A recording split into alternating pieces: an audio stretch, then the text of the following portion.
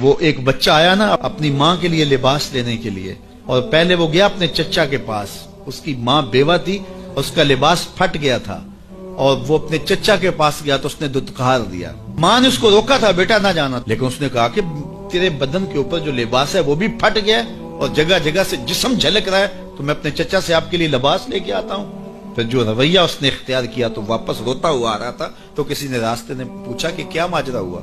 اس نے کہا چچا کے پاس گیا تھا ماں کے لیے لباس لینے، اس نے دلا کے بھیج دیا۔ تو اس نے کہا کہ جا سین حرم میں محمد نام کا ایک شخص بیٹھا ہوا ہے، اگر تو اپنا دکھڑا اس کے سامنے پیش کرے تو وہ امید ہے تمہیں رد نہیں کریں گے، لیکن سن لے ان کا دین کوئی اور ہے۔ اللہ اکبر۔ اپنے ماں کے پاس آیا تو ماں کو کہا کہ چچا نے رلا کے بھیج دیا، لیکن آپ کی حالت مجھ سے دیکھی نہیں جا رہی۔ بچہ ابھی شعور کی منزلوں میں قدم رکھ رہا تھا، پہلے بہت چھوٹا تھا، اب اس کے اندر ایک جذبات تھے بچے کے اندر۔ تو ماں نے کہا کہ بیٹا نہیں، ان کے پاس نہیں جانا، سنا ہے کہ جو ان سے ملے دین دھرم چھین لیتے ہیں اس کا۔ تو حضور علیہ الصلوۃ والسلام کے پاس جانے سے ماں روکنے لگی، لیکن بچے نے کہا کہ امی میں پکا رہوں گا، بتوں کا وفادار رہوں گا، تم اس ٹینشن کو، اس پریشانی کو چھوڑ دو۔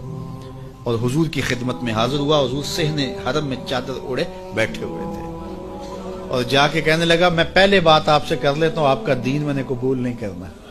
حضور مسکرا کے بولے بیٹا بتاؤ کس لیے آئے ہو؟ کہا میری ماں بے لباس ہے، میں آپ سے لباس لینے آیا ہوں۔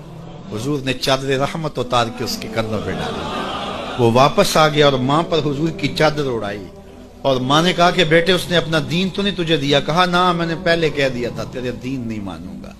ماں کہنے لگی پتر اس کا دین ماننا چاہیے، یہ جس نے رحمت کی چادر ہمارے سر پہ تان دی۔ اللہ اکبر، تیری تک کے ادامہ میں مرید ہو۔